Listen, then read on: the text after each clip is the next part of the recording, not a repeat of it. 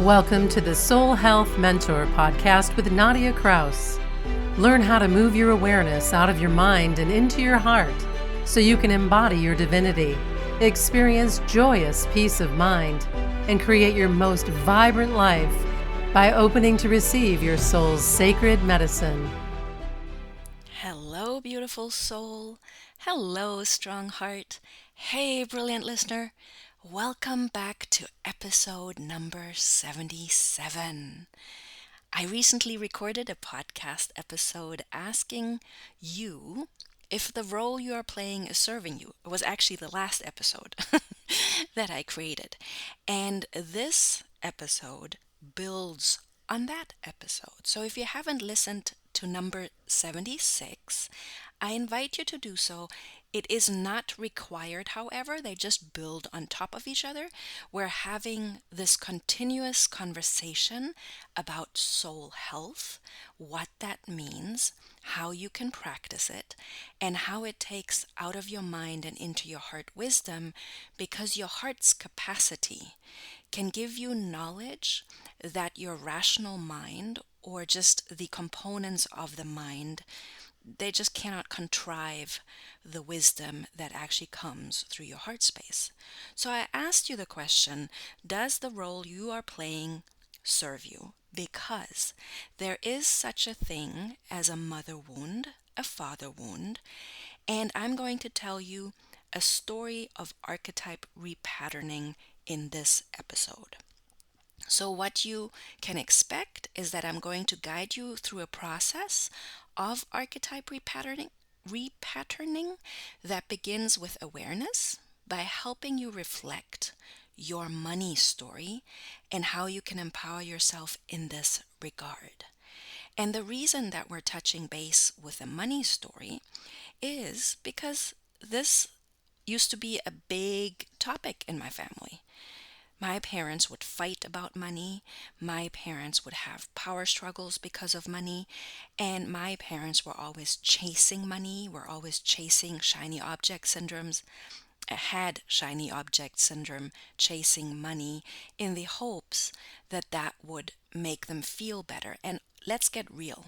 Money is something that we do need in this lifetime, and money as an energy is actually completely neutral, but it's highly emotionally charged, and it really does control the experience that you have here on earth, because when you have $50 for lunch, it's going to be a very different experience to have a $50 lunch than if you only have $5 available. Then you're very restricted and limited in your choices. And in that context, that was just a theme in our family. So I had to literally look at my mother wound, look at my father wound, and start a journey of archetype repatterning. And the best way I can guide you through a process is by me sharing what I've learned on my journey. So I share my personal money story with you and my journey of archetype repatterning and the resulting empowerment by beginning with the money story of my parents and my heritage, because it's so much more than just your parents. There's generational healing involved. There are ancestors that have also had the same kind of patterns, and there's a lineage. There's a maternal lineage, there's a paternal lineage, and if you see yourself as a soul having a human experience, which I think you do, because I don't think you'd be listening to this podcast if you weren't open to that idea. So if you know, let's just say you are a soul having a human experience, then you also know that you have a whole lineage of souls. There's ancestors, there's a soul group. You keep reincarnating with your soul family, and in different roles, you act out different scenarios. And this is the way your soul grows in being human. Your soul has the intention to grow and expand and experience itself as the human soul, and you have a original divine soul's blueprint. That's your soul's origin when it's not incarnated in a body, with spiritual gifts, with potential. And that divine potential wants to be lived. And when you start aligning to your soul's gift, your divine potential, then you can create soul health. And I literally describe soul health as all encompassing health, which means you will manifest physical health and radiance. You will manifest emotional well-being and balance. You will manifest mental calm, clarity and focus, peace of mind. You will manifest and experience spiritual awakening and consciousness. And your soul wants you divinely self-expressed, authentically self-expressed, as the wonderful and beautiful soul that you are, the strong heart that you are, with your gift serving you and others. So that's what we're talking about here continuously at Soul Health Mentor. So let me get back to what I'm going to share with you today. So basically, I'm going to start with the money story of my parents and my heritage. And I'm going to follow that up with the 5 top lies that I rejected early on in life. And lastly, I'm going to share the negative stories that developed from witnessing my parents in their money drama. It was always money drama and relationship drama in my family. And I welcome, no, let's say it this way. Yes, I welcome you. I welcome you here at Soul Health Mentor Podcast. But what I actually wanted to tell you is that if you haven't listened to the welcome episode, episode number 1, where I share with you that my parents were spiritual seekers with really good intentions. They were really great people, and they were always encouraging me to follow my dreams, and they were always telling me that you can have everything you want in life. But unfortunately, they didn't have the tools that I now have available. They are the reason that I started looking for those tools. So just for more context, listen to the episode, the welcome episode, episode number 1. I did link it in the show notes blog, soulhealthmentor.com. If you go there, you'll see the top left button will take you to the Soul Health Mentor show notes blog, and this is number 77. So that's how you can find the links. And the reason I wanted to mention that, because I'm not bashing my parents. We have done so much healing work as a family. We did a lot of healing, my mother, me, and my brother, when my father died. And when my mom was passing, there was a lot of healing going on there as well. So the mother and father wound in my life and my lineage, paternal and maternal, has been healed. And what it means, it's no longer a gushing wound bleeding all over the place. It is a scar, but it has healed. And I can share with you what I've learned and how the story of archetype repatterning needed to be told through my life, because that is what helped heal it. All right, let's just start. So I've got it written down, like I did this exercise for myself recently, and I wrote down the top 10 lies and negative stories my parents carried and that I actually was holding subconsciously. So I could only write this down so clearly because I'm continuously doing my own healing and empowerment work. And healing and empowerment work is like peeling an onion. It doesn't happen all at once.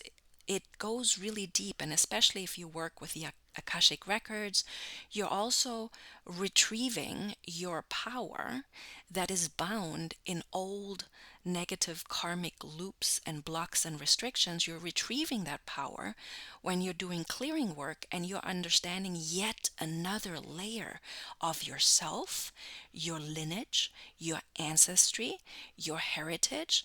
It goes really deep. And recently that had happened. It was actually quite fabulous how divine timing is always right on time.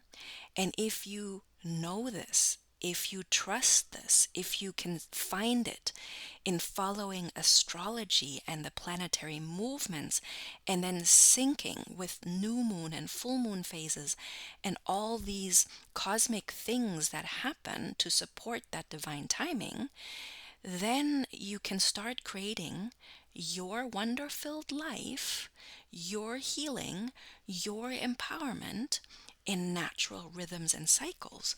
And I also created a podcast episode around that. That is episode number 54. So that would be helpful for you as well to listen to. Then you will understand how I feel absolutely carried by this divine timing. And recently, we had a solar eclipse and a lunar eclipse. And a solar eclipse gives you an extra boost of energy to take action, to course correct the things that aren't on the right trajectory in your life.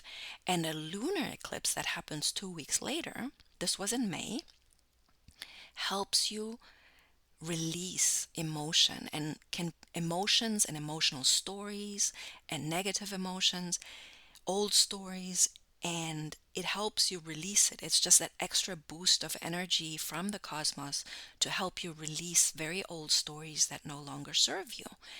And it can be very cathartic, I think. I'm not sure. It can be powerful. That's my point. And what happened is I had a little confrontation with my husband. And relationships always serve for us to find new ways of being together. And my husband and I don't have children, so it's just me, the hubby, and our pooch Teddy. That's it. That's our little family. And we had a little run in.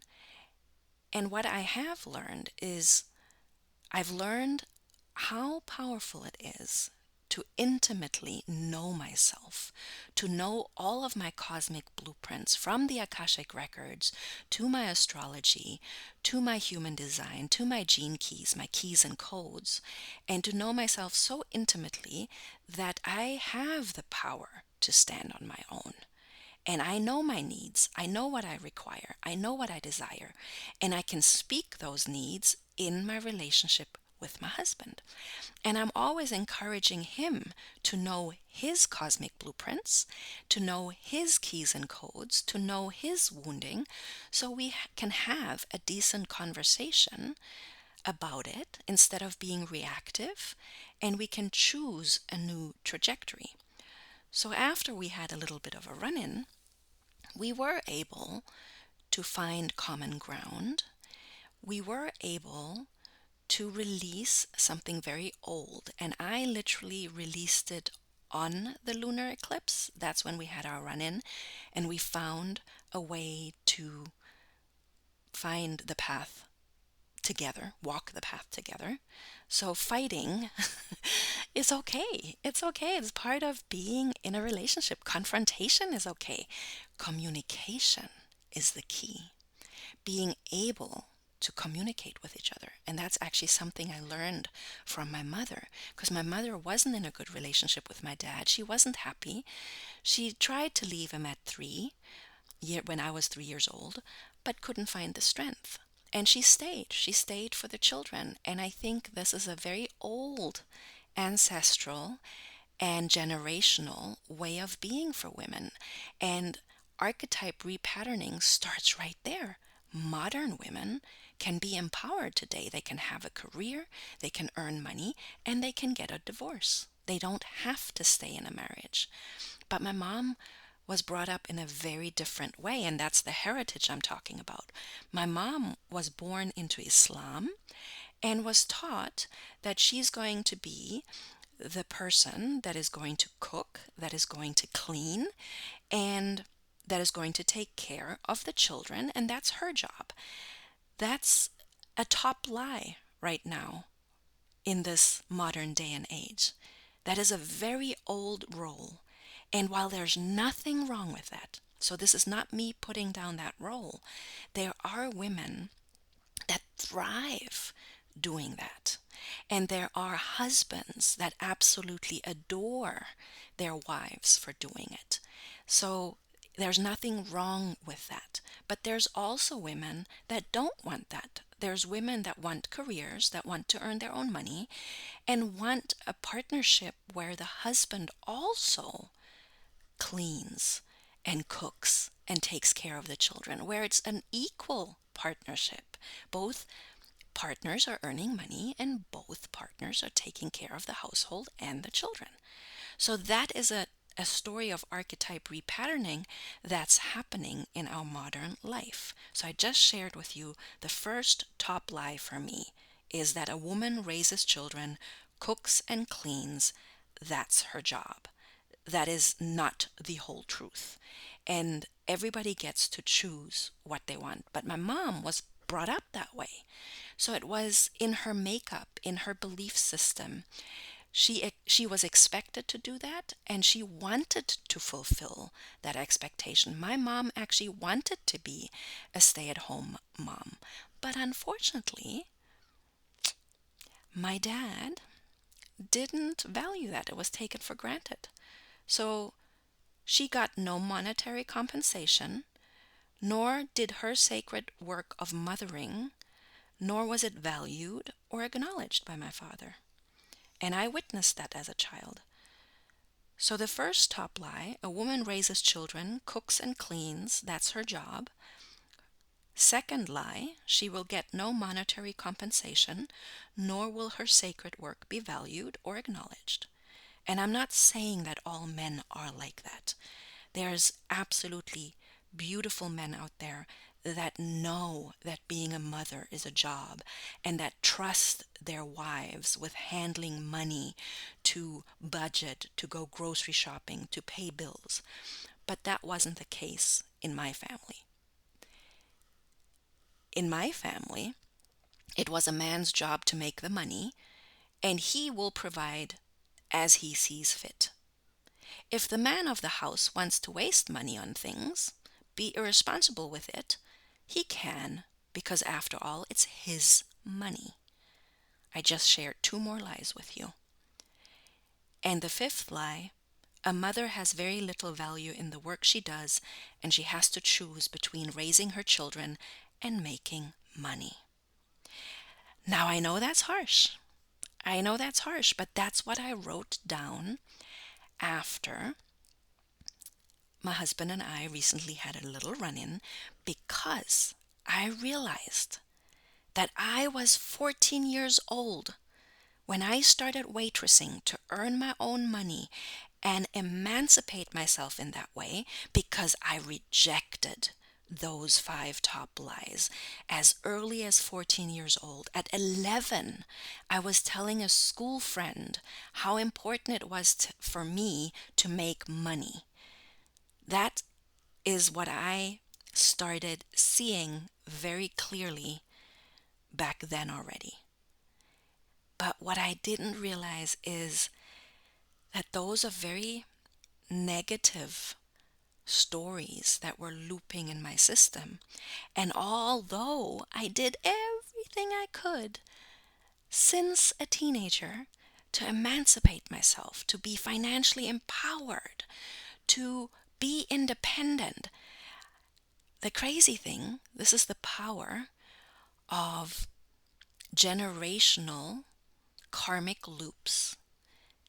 I still ended up living my mother's life, in the sense that I got married very young. I got married at 20, and it was always my husband that was taking care of the big things in life: paying rent, buying cars, paying electricity, water. I would always earn my money on the side to do the things that I wanted to do and to contribute in smaller ways in our relationship. But I definitely never was as financially empowered as he was. Now, again, there's nothing wrong with that.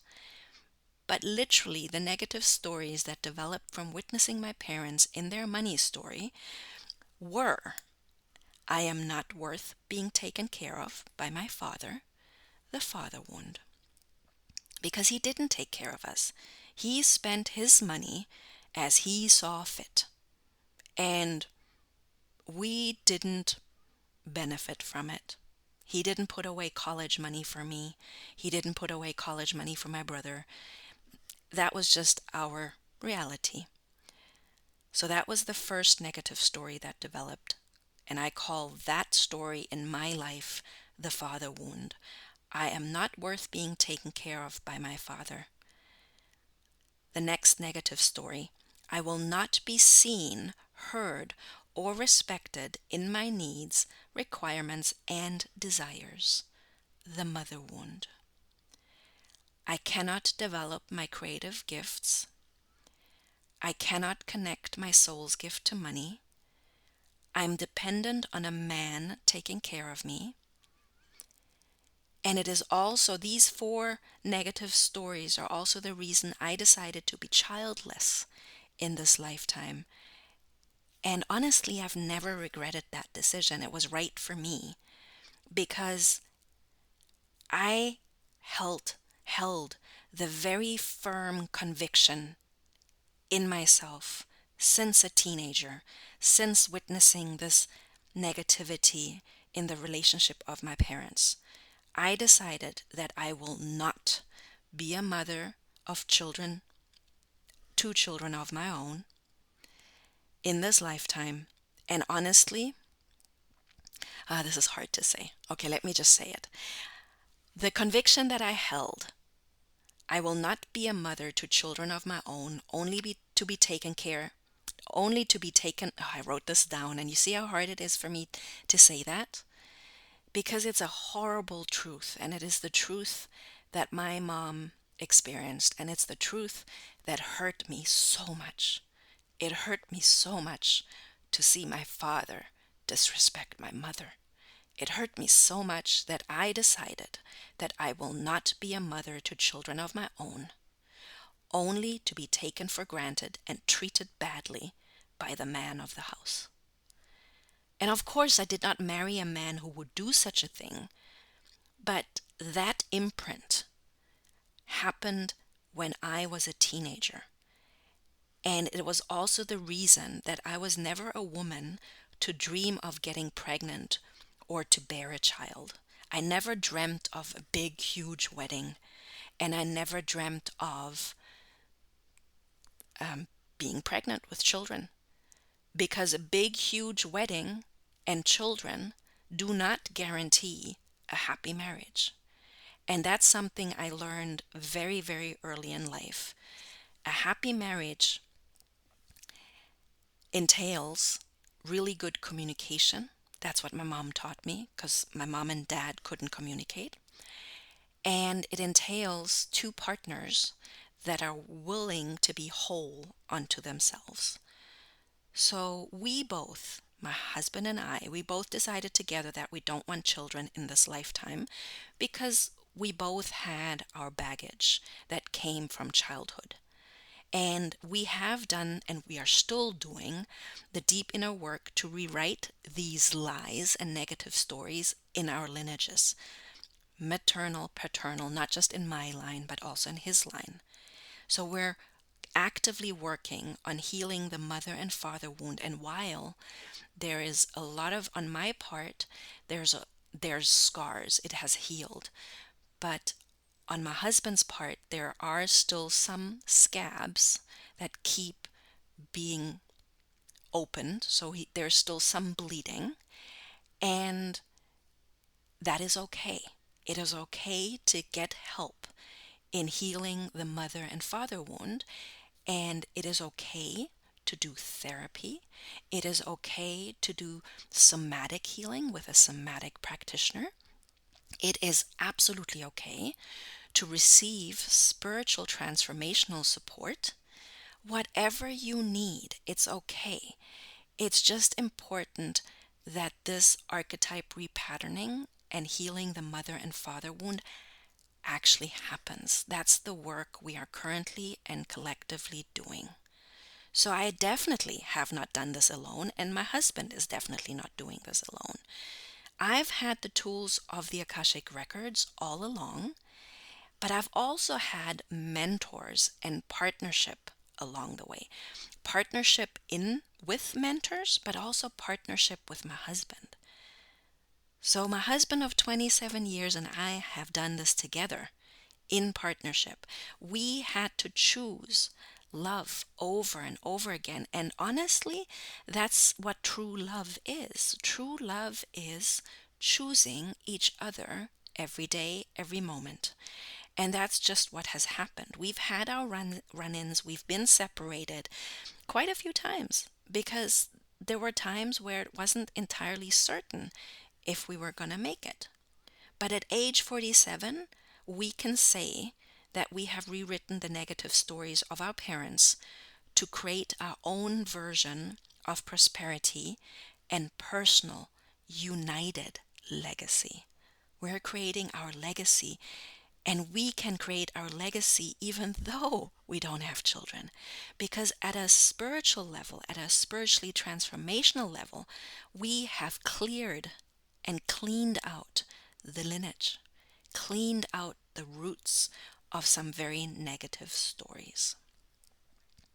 Today, my empowering beliefs around money, wealth, and prosperity include belief systems that support prosperity as being money plus happiness plus sustainability.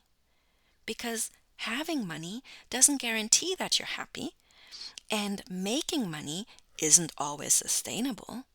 And killing yourself while making money, like feeling really bad making money, that's not prosperity to me.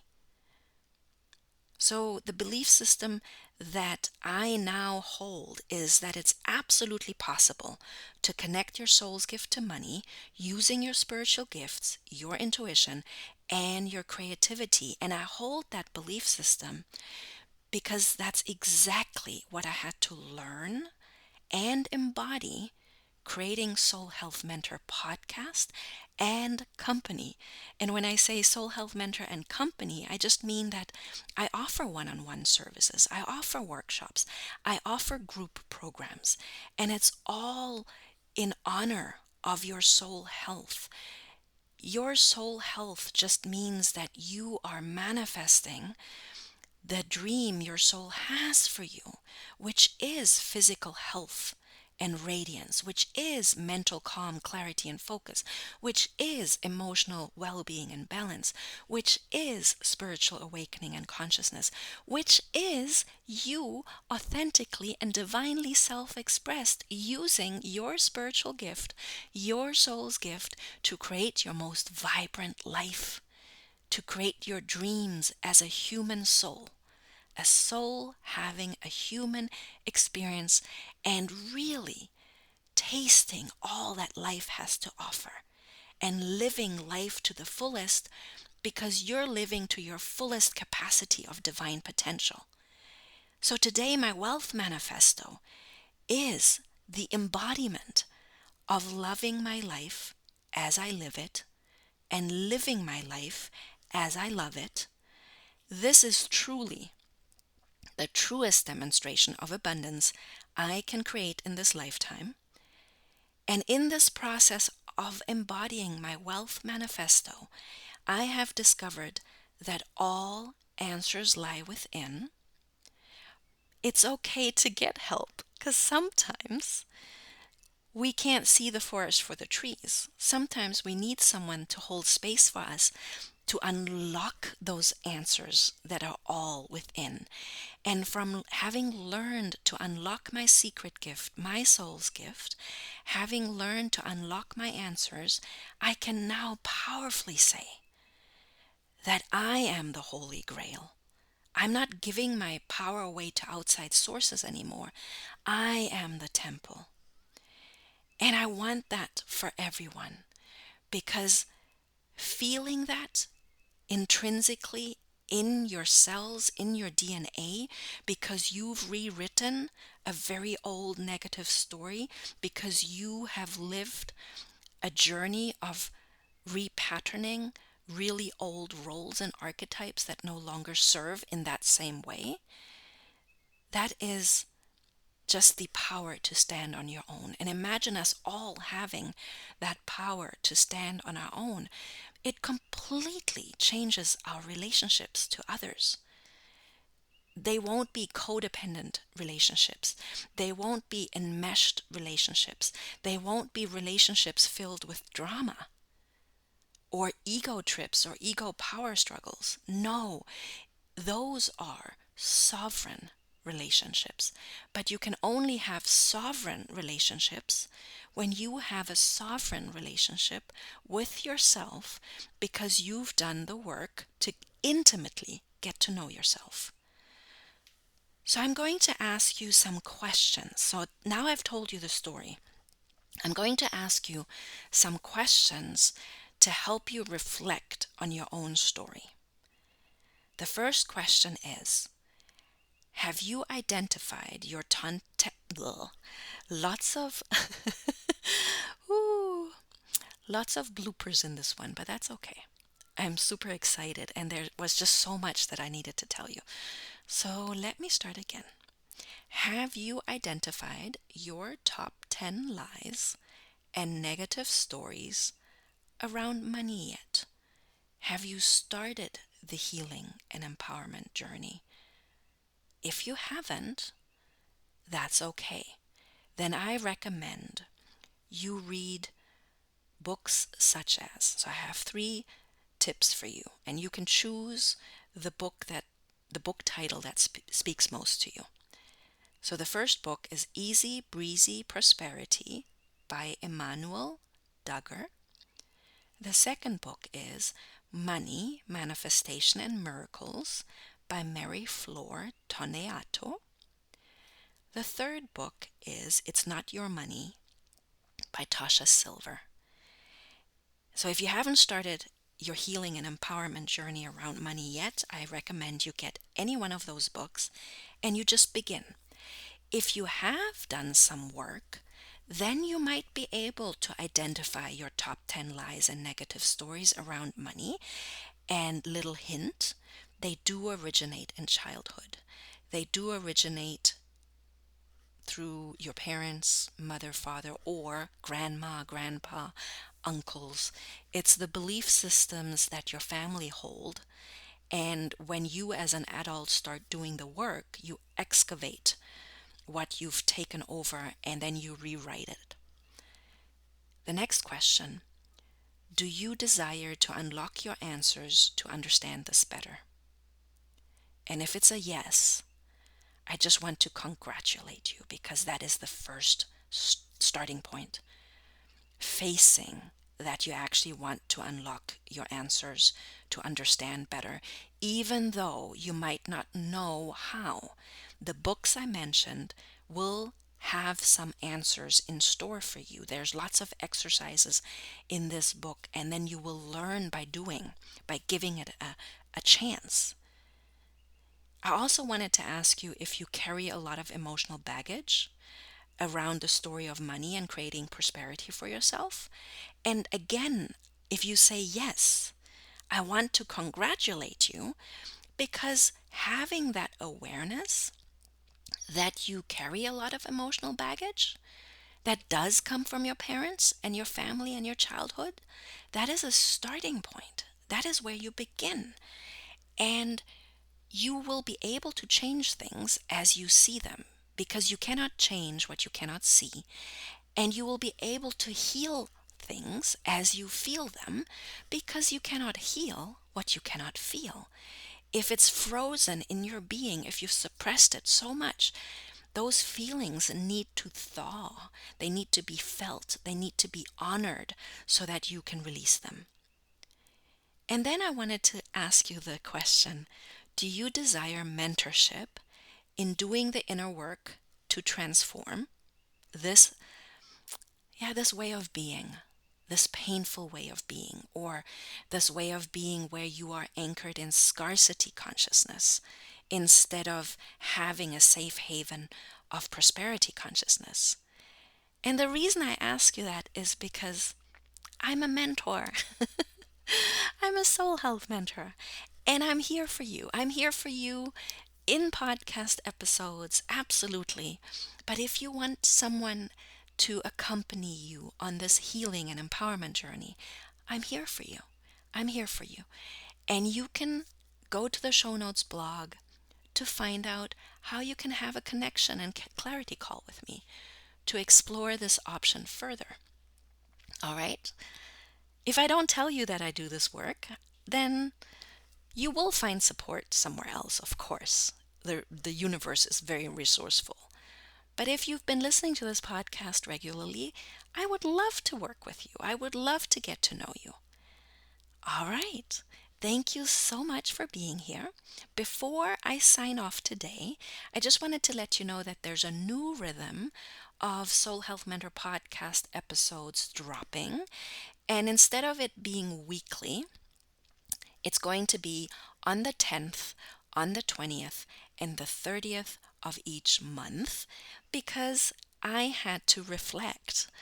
I was stressing myself out big time in doing bonus episodes in German and English and trying to do that every week. It was really stressing me out. Although I wanted to, I was very enthusiastic about it. I did it for more than a year, and now I'm just being good to myself because that's what self-love leadership is. I'm being compassionate with myself. And this new rhythm just makes more sense. The 10th, the 11th, the 10th, so many bloopers. The 10th, the 20th, and the 30th, and the German episode will drop the next day. All right. Thank you so much. See you on the 20th. Or hear you. Oh boy. Colloquial see you. Bye. Thank you for listening to the Soul Health Mentor podcast with Nadia Kraus. If you like what you heard, please subscribe, rate, and review at Apple Podcasts or wherever podcasts are playing.